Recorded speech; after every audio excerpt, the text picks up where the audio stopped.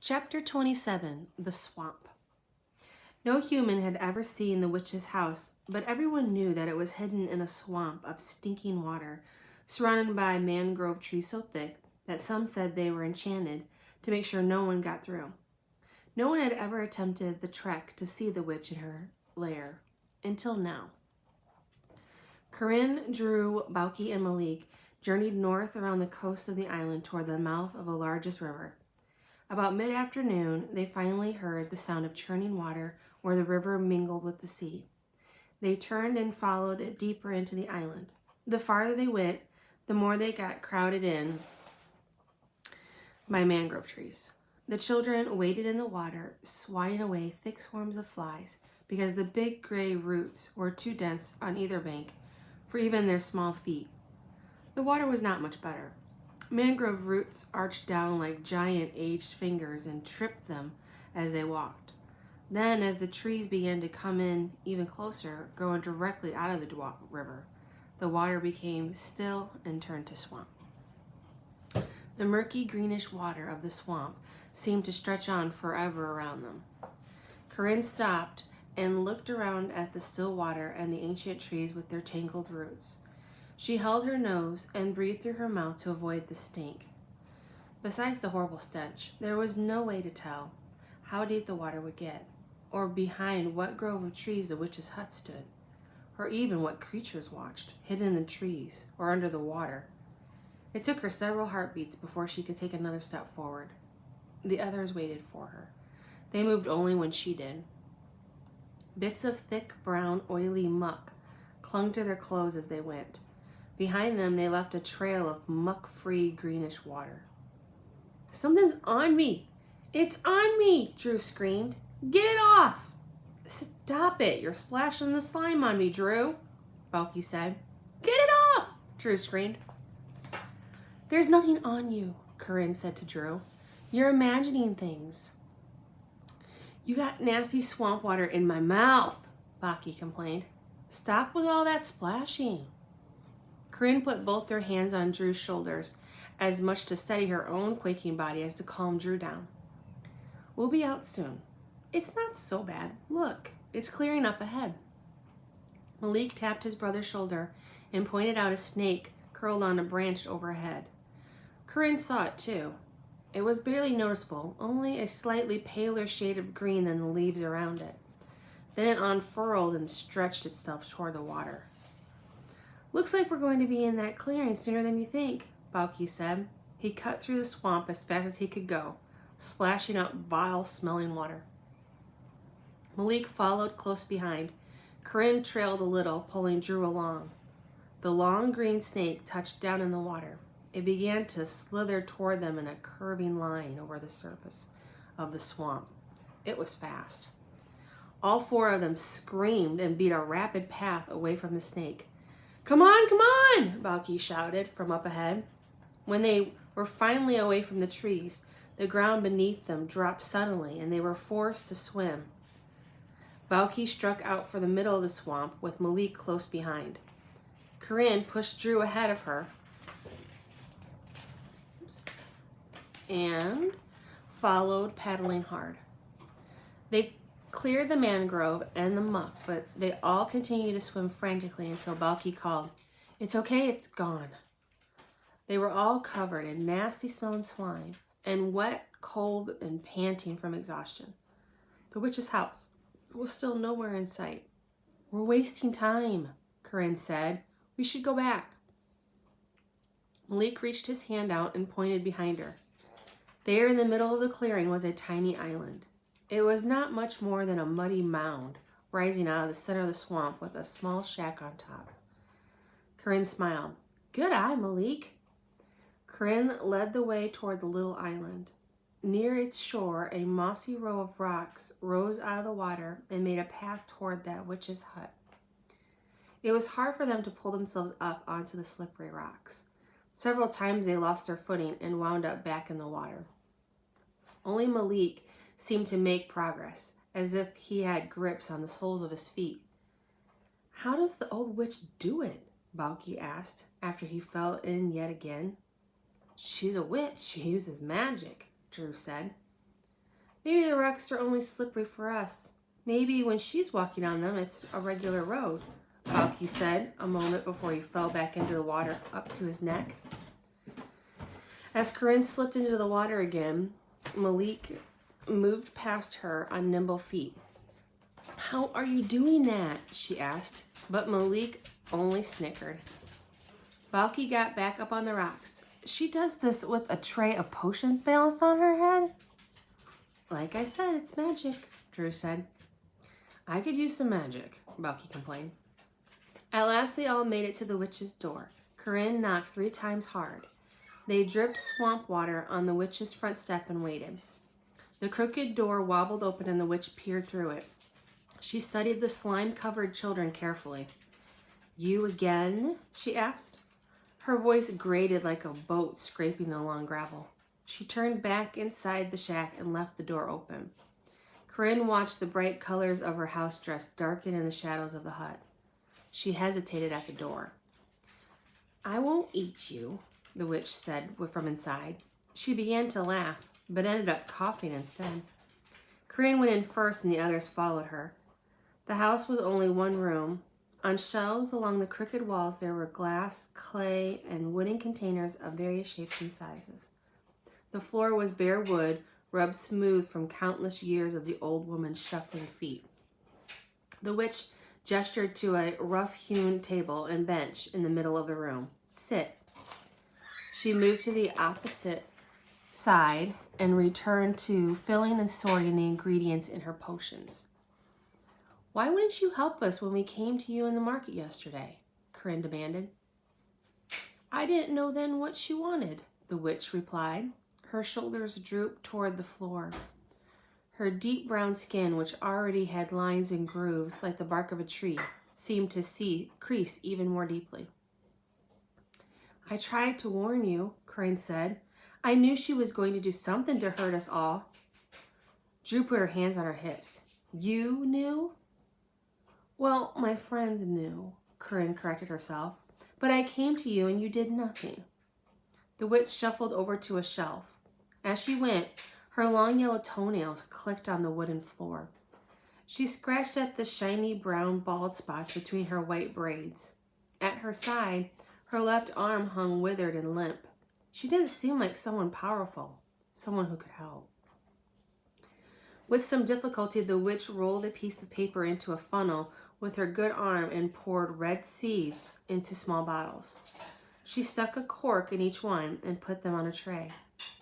Malik reached out a finger toward a slip of paper that held a tiny hill of black pods. "Do you like your fingers the way they are?" the witch snapped. Malik froze. The witch shook her head at him, and he pulled his hand back into his lap. In that moment, she looked like her previous self, powerful, self-assured, and able. "So what do you want me to do now?" she asked without looking at any of them. "I need to get past the Jumbies," Corinne said. "Ha!" the witch replied with contempt. "How do you plan on doing that?" "Can't you help me? You get past them all the time." "The Jumbies don't have anything to fear from me, and there's nothing I have that they want," the witch said. "I also don't go around fighting them and trying to set fire to their homes, so they trust me. If you can say the same thing, then you can also get past them." "Isn't there some trick?" Corinne asked. The witch shook her head, and her white braids tossed around. "Then can't you just get rid of the Jumbies?" Corinne asked. "Me? You people have too much faith in what I can do." "You could if you wanted to," Corinne said. "What are all these for?" She gestured to the bottles, seeds, and leaves on the table. "Some people need these things. Right now, people need to get rid of all those Jumbies. What do you have here for that?" "Nothing," said the White Witch. "Severine has put some kind of magic on my papa. He doesn't even know what's happening around him. And now there's a poisonous vine wrapped around my house. What do you have for that?" "You have any Jumbie weed killer on this table?" Balky asked with a grin. He nudged his brother and Drew, but no one laughed. The witch shot him a nasty look, and he pretended to smooth out a knot on the wood table. I told you that was a bad one, and now she has completely taken over your house. The witch shook her head and clucked her tongue. Women and men live together all the time, she said firmly. You should try to get along with your new mother. She's not my mother, Corinne shouted. She clenched her fists to stop them from shaking. Do you understand? She's taking my papa. She's changing him. You're the only person who can help. Don't tell me you're just going to stand there and do nothing. I can't stand around and watch him become a... Corinne hesitated. A Jumbie, Drew finished with a firm nod. Corinne shot her an angry look. He isn't a Jumbie. He doesn't know who he is. I could probably make him better if I could only get into my house when she isn't there. Past her poison weed? The witch asked. Corinne folded her arms around herself. You must have something here I can use. She's stronger than me, and she's turned on everyone else. Didn't you hear them all last night? This is our island, and their kind are trying to take over. Their kind? The witch asked. What kind is that? She looked at Corinne beneath one crooked white eyebrow. The kind of things that came out of the forest last night, Corinne said slowly. Their kind, your kind, is there a difference? They are trying to kill us, Drew said. They belong to this island, child. You cannot get rid of them. They are part of it. You don't like it when someone moves into your house for an afternoon, the witch said to Corinne. How would you like it if someone moved in, shoved you and your family into the deepest pockets of the island, and refused to leave for a couple 100 years? And what if those new people forgot that you were even there? And when they found you again, they feared you and tried to kill you off. How would you like that? Corinne looked down at her hands in her lap. Severine had told her the same thing. With a small voice, she said, they're not like regular people. But she understood about losing her home, and she was willing to fight for it, the same as Severine. I'm not like regular people either, the witch said. Will you be trying to get rid of me next? Corinne searched the witch's face. How are you different? I'm as different as you are, she said, eyeing Corinne. Corinne stiffened. Her eyes darted to her friends to see if they understood what the witch meant. They're taking children, Drew pleaded. They're probably going to get these two boys next. They don't even have parents to look after them. Hey, Balki said. It's true you don't, Drew said, but she didn't want to scare Malik too much, so she smiled at him and patted his hand a little. Look, Corinne said, we know Severine wanted something from one of your little bottles here. Whatever magic she used on my papa probably came from right here. You made this mess, Balki banged his fist on the wood table. Some of the bottles wobbled and clinked together. So you help us fix it. He tried to hold the witch's gaze, but when her eyes burned into his, he looked down at the table again and put his hands in his lap. You think I had something to do with that? You're wrong, the witch said. She didn't need any help turning your father. Men are turned by pretty faces every minute of every day. Balki nodded. I told her that, didn't I, brother? He asked Malik softly. Malik didn't even blink in response to his brother. Then what did she come to you for? Corinne asked. She came to me for a way to stay on the outside. Her kind can't live too long away from their own element. Corinne and Drew exchanged a look. How could you help her but not help us? Corinne asked. Now she's taken over my house, my mama's house. She's killing my papa. The words burned her throat. The witch sighed deeply. It is my vow. I cannot take sides. If I help one side, I have to help the other. So it's better to stay out of it entirely. I have helped your side plenty. I've done all I can do. What happens to you if you take sides? Corinne asked. You see how my arm has shriveled up? The witch said. Useless. Balki sucked his teeth. Shucks. That happened to you when you went swimming in the river that day, when you nearly drowned yourself. You're not too smart, are you, boy? The witch sneered. Do you imagine I could have lived surrounded by water for over 100 years and never have learned how to swim? She turned her attention to Malik. It must be very frustrating living with a dunce like this one. Malik's face broke into a brief smile that disappeared when he saw his brother's hurt face. Can't you fix your arm? Corinne asked. I don't have a remedy for her magic, the witch said. It's an old magic, far beyond what I know. What about my papa? The witch shook her head. And what would happen to me if I tried? Corinne asked in a small, low voice. Ah, I see. So you already know what you are then. The witch saw the confused look on the faces of the other children. But you have not told your friends yet. Corinne looked down at the table. I don't believe it, she said softly. You believe it a little, I can tell. And you should. It's true. Your mother, Nicole, she was a Jumbie, just like Severine, or the Green Woman, or whatever it is you call her. And she came to me once asking for help. Corinne shook her head. No. Only she didn't tell me exactly what kind of help. So I'm not sure that what I gave her worked the way she wanted it to. And when she didn't go home, the rest of her Jumbie kin must have thought that living among people did her in.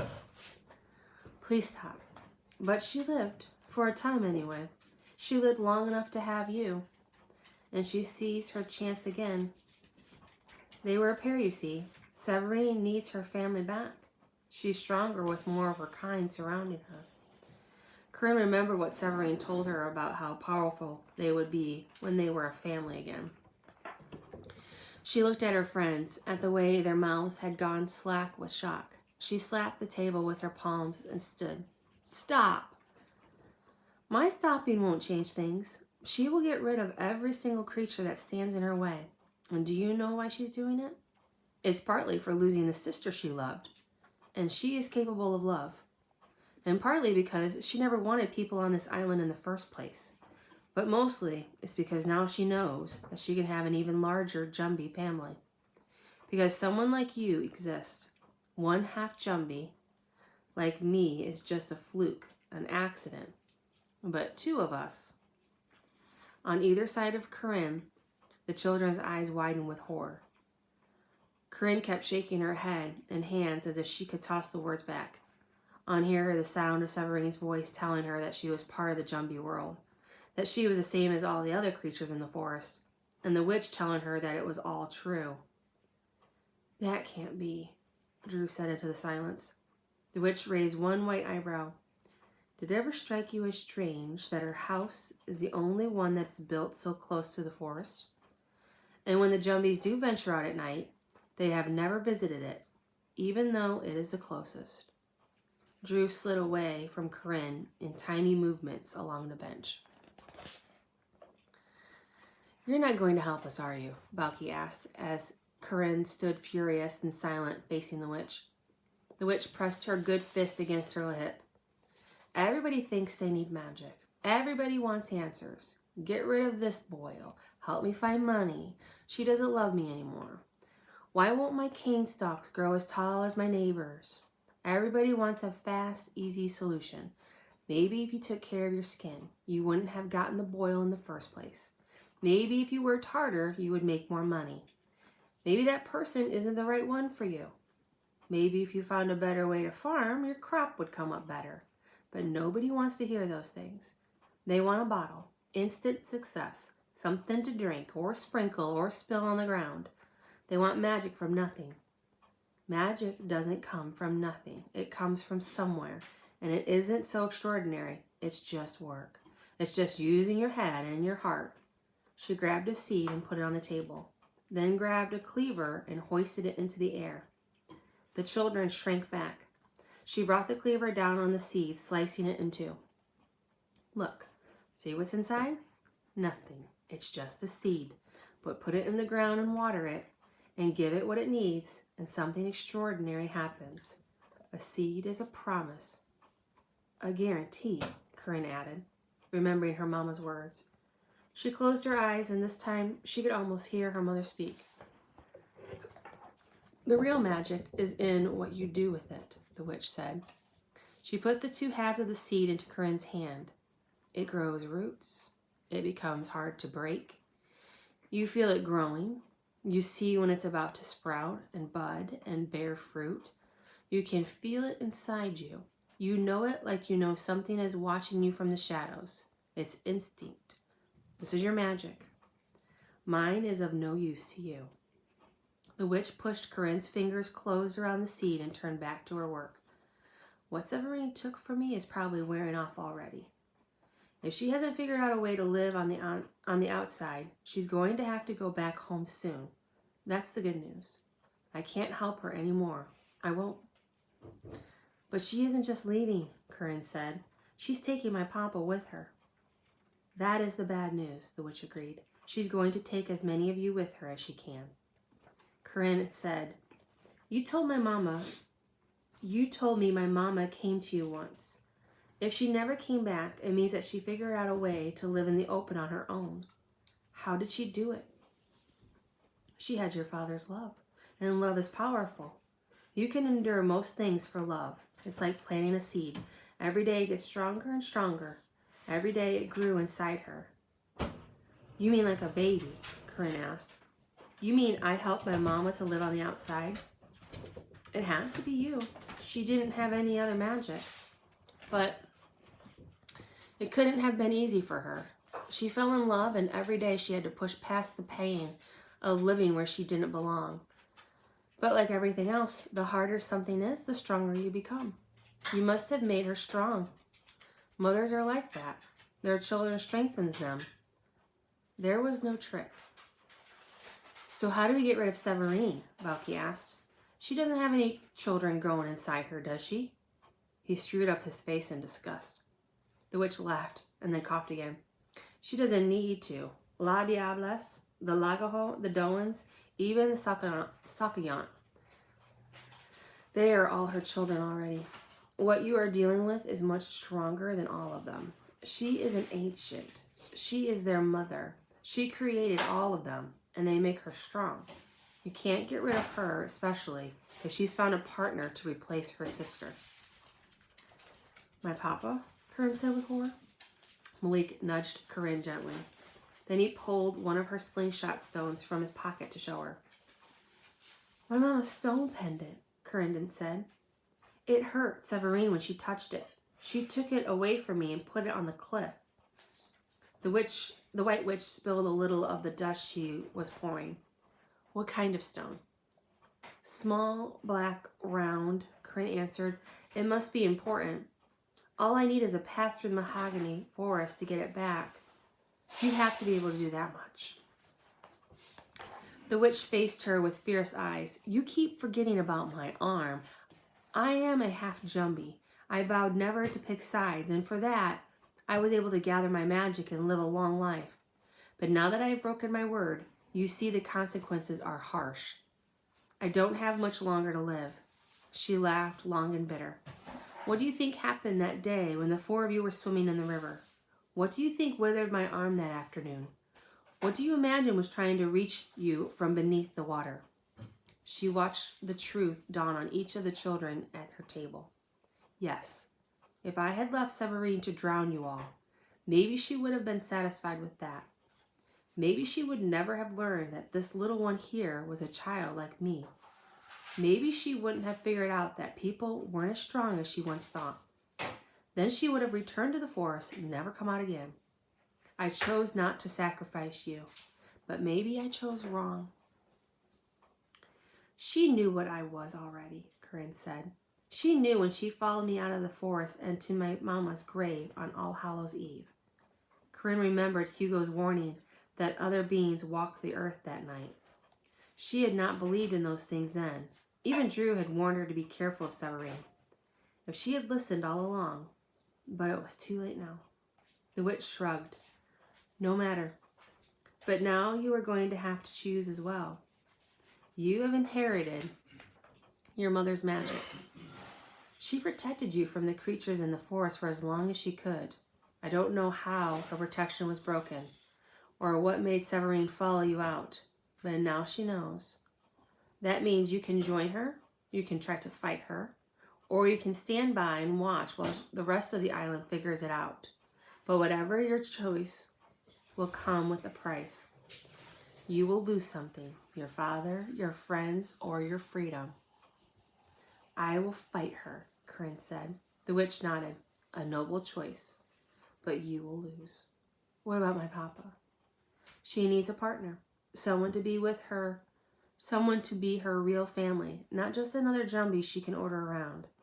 The spell she worked on him would have had to be different than her usual tricks. She would have used a lot of magic. It would work slowly. The witch looked past them as if trying to figure it out. 3 nights, then her magic will take hold. Don't let the sun rise after the 3rd night. It's already been 2, Corinne said.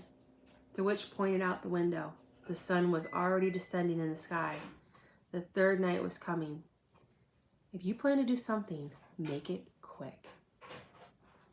And then we'll pick up tomorrow with chapter 28 and 29. We'll probably read quite a few chapters tomorrow because the chapters get really short here towards the end.